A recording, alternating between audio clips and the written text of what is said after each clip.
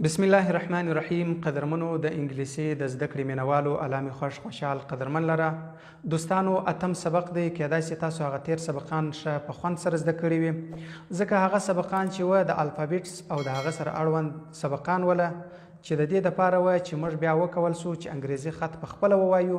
نو دوستانو که چیرې تاسو هغه زده کړي وي نو تاسې به اوس انګریزي کتاب یا انګریزي ورځپاڼه خط تاسو په خپله ویلی سي. دوستانو نن سبقه ته راځم. په نن سبقه کې 5 شیان درته ښیم. هغه 5 شیان چې دي د دې سره سخت تعلق لري، سخت ضرورت ورته شته، ځکه چې موږ جملو ته داخلیږو. په جمله کې دا 5 شیان سخت ضروري دي چې د یو چا به زده وي. که چیرې زده نه وي جمله کې بیا موږ کار نسو کوی، موږ خبرې نسو کوی. هغه 5 شیان چې دي اسم دی، فعل دی او ضمیر دی، حرف عاطف دی او صفت دی. دا 5 شیان پیژندل ضروري دي.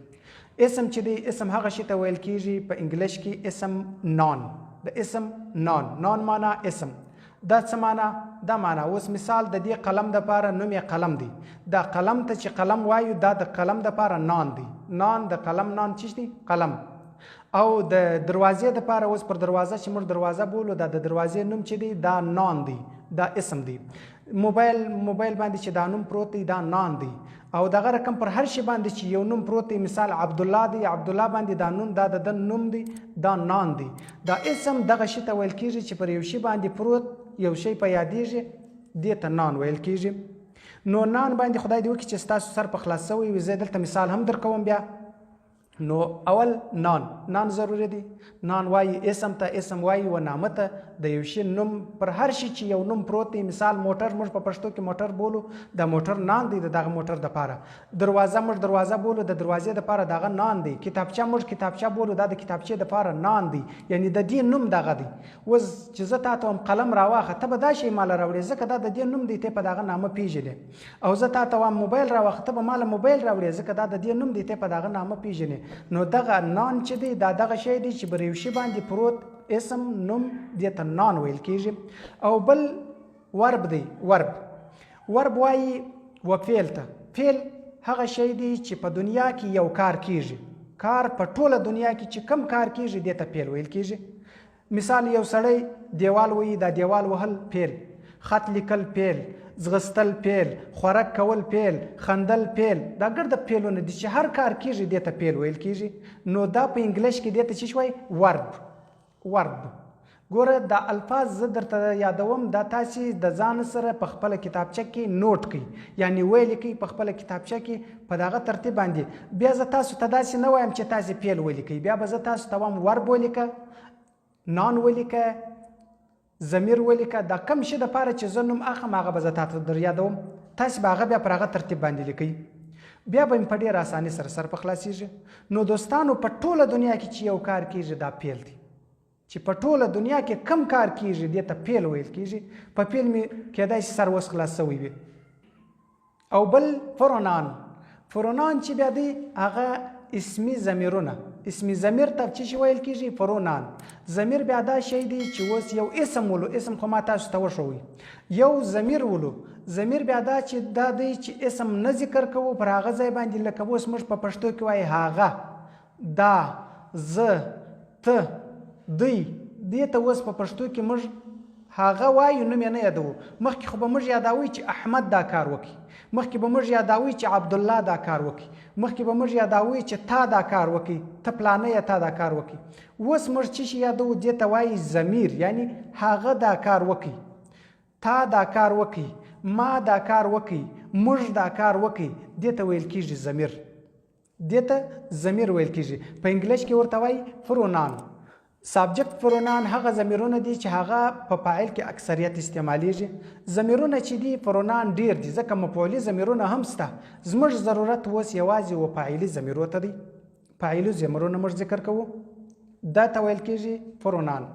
او بل کانجکشن ویل کیږي حرف عاطف ته. حرف عاطف دې ته ویل کیږي. مثال یو توری په بل پورې تړل، زرالم او عبدالله رالی، دا او دا حرف عاطف دی. زه او عبدالله او احمد دا رالو. ګوره زه او عبدالله دا او چې رالی دا حرف عطف دی دا او چې رالی او احمد دا حرف عطف دی حرف عطف دا ته ویل کېږي چې دا دواړه سره مشلول په دې او باندې کېږي زه او پلانی دې ته چې ویل کېږي دا په میان کې او دې ته حرف عطف ویل کېږي نو دې ته کانجکشن وایي کانجکشن دغه ته حرف عطف ویل کېږي په انګلیش کې کانجکشن او موږ په عربي کې حرف عطف ورته وایو او بل ایجکټیو چې دی دا ویل کېږي و صفت بیا موږ څنګه پیژنو صفت دا شی دی ګوره دا قلم سپین دی دا سپینوالی د دې صفت دی دا دروازه توره ده دا توروالی د دې صفت دی دا پلانې سړی ښه اخلاق لري دا اخلاق د ده صفت دی دا پلانې ښه جوړول کوي دا جوړول د ده صفت دی ګوره هغه صفت دا لمر ښه روښانه دی دا روښانتیا د ده صفت دی دا اسمان ښه شین دی دا شینوالی د ده صفت دی ګوره صفت هغه شي ته ویل کېږي چې هغه د هغه شي د نامه سم غیر شی وي په هغه کې اوس ښه والی اوس عبدالله اخلاق لري عبدالله ښه معلم دی دغه علم صفت سو د اخلاق صفت سو دغه ته چې ویل کېږي دا صفت بلل کېږي دا 5 شیان تاسې یاد کړئ د ځان سره مثالونه زه د ټولو درکوم نان ورته ګورئ نان د نان مثالونه دا د ما لیکلي دي تاسې ورته ګورئ احمد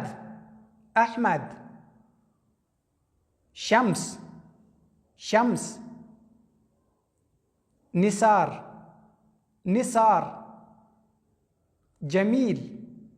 جمیل ګوره دا د یو چا دپاره نوم سو اسم سو خو د یو چا دپاره سو ده اوس یو څوک به دا وایي چې دا یوازې د انسان دپاره سو نه د هر شي دپاره اسم سته لکه ډور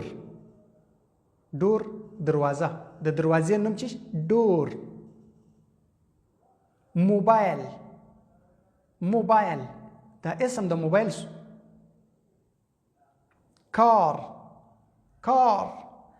د موټر نوم سو موټر ته موټر رالی کار او پین قلم دا د قلم نوم سو دا نان چې راځي دا اسم نان دا د هر شي دپاره راځي د یوه شي دپاره نه دی چې اوس د ذوي العقولو دپاره راځي نه د انسان دپاره به راځي د حیوان دپاره به نه وي د حیوان دپاره به راځي بیا به د نورو شیان دپاره نه وي چې پر دنیا هر شی دی چې یو څوک یې پیژني دا به په نامه پیژني دې ته اسم ویل کېږي دا به تاسې پر دغه ترتیب باندې د ځان سره ولیکئ او بل ورب هغه خو نان ولو اوس ورب ته ګوره ورب بیا څنګه شی دی ورب لکه کیکاپ وهل یو څوک وهل دا وهلو ته چې وایي کیکاپ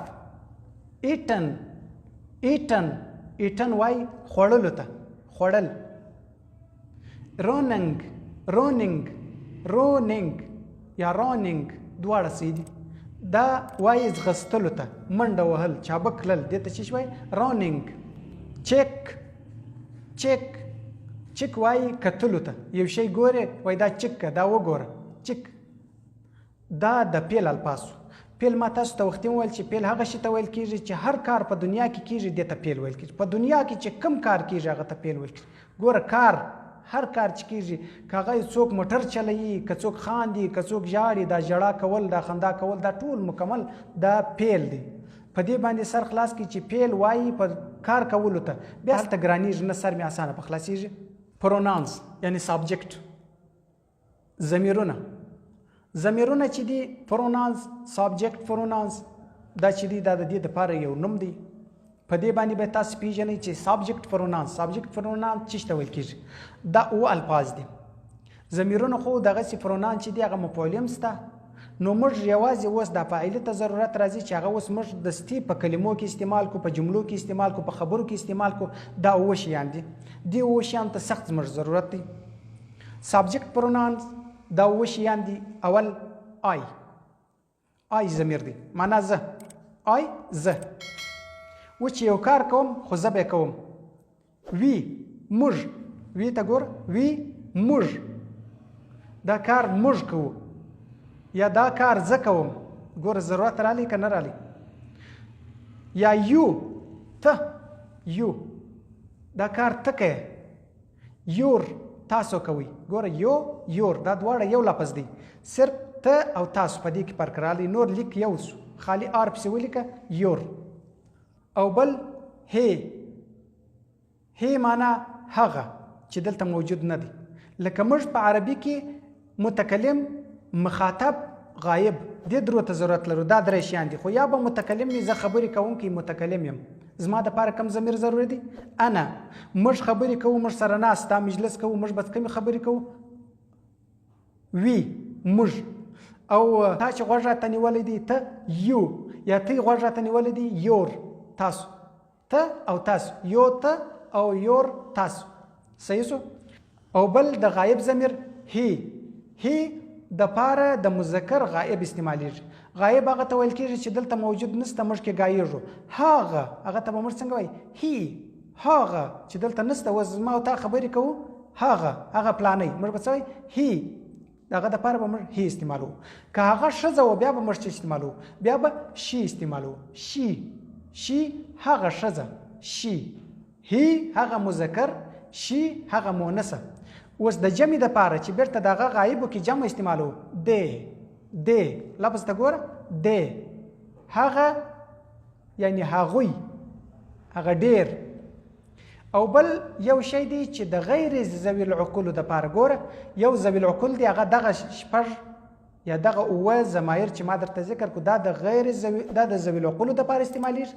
او یو د غیر ذوي العقول دپاره چې هغه حیوانات او نباتات نور شیان کې راځي، لکه ایټ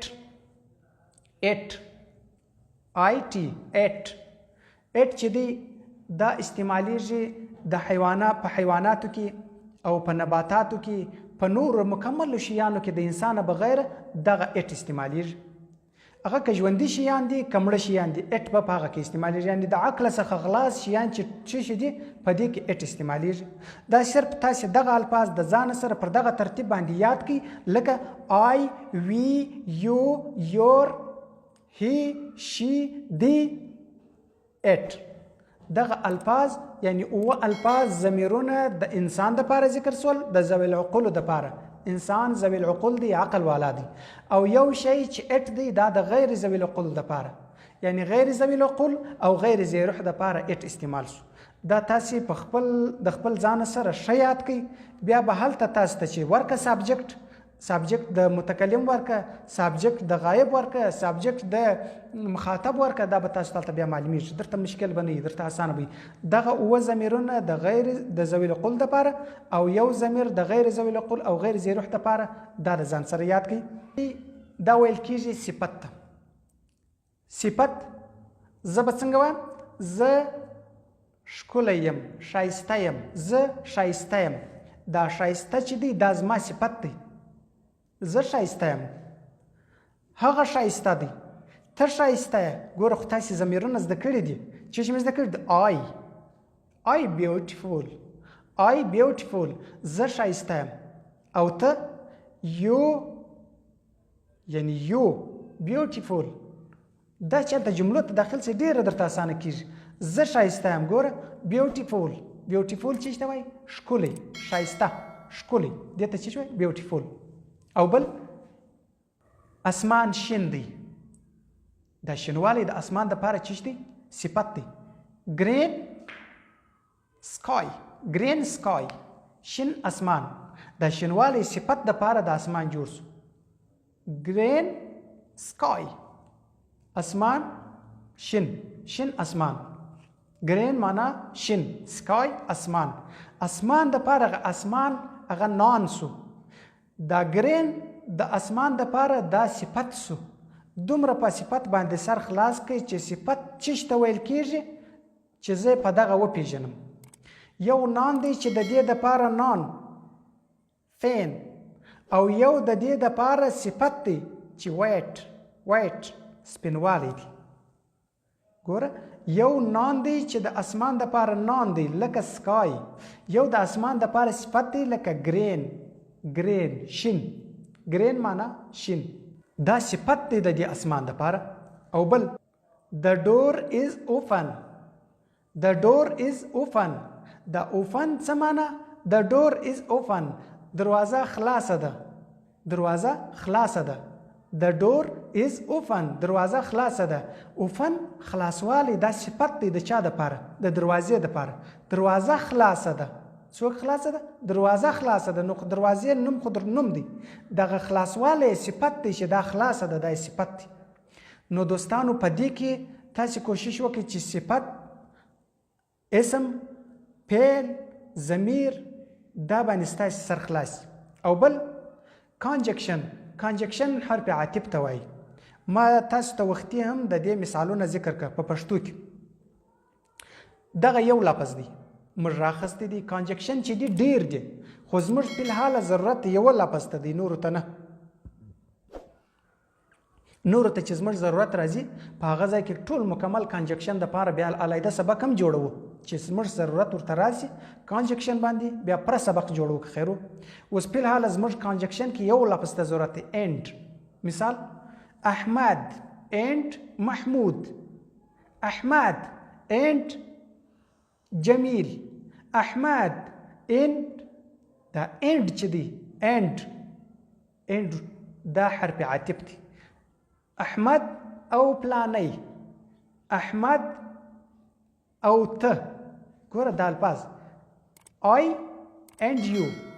آی خو تاسې پېژندلی دی چې آی ضمیر د متکلم دی زه. آی معنا زه. آی اینډ یو زه او ته. اینډ معنا چې شي او. زه او ته. آی اینډ یو زه او ته.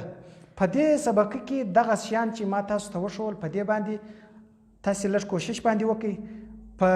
په جملو کې به بیا تاسو ته هیڅ مشکل نه وي. دومره خوند به پر واخلئ پر جمله باندې چې بالکل به تاسې بیا چې څومره ډېر سبق وي تاسې ته به خوند درکوي. دا ځکه چې تاسې به دا شیان پېژندل، اسم پېژنئ، فعل پېژنئ، ضمیر پېژنئ، صفت پېژنئ، کنجکشن پېژنئ، دا شیان یعنې حرف عاطف پېژنئ. دا به ټول تاسې پېژندلي. په راتلونکي سبق کې WH کوشن یو WH درته ښیم انشاءالله، او بل چې دی اګزلري ورب یا ټوبي ورب دا درته ښیم. دا دوه چې وپېژنئ بالکل به تاسې کولی شئ په جملو کې به داخل شي.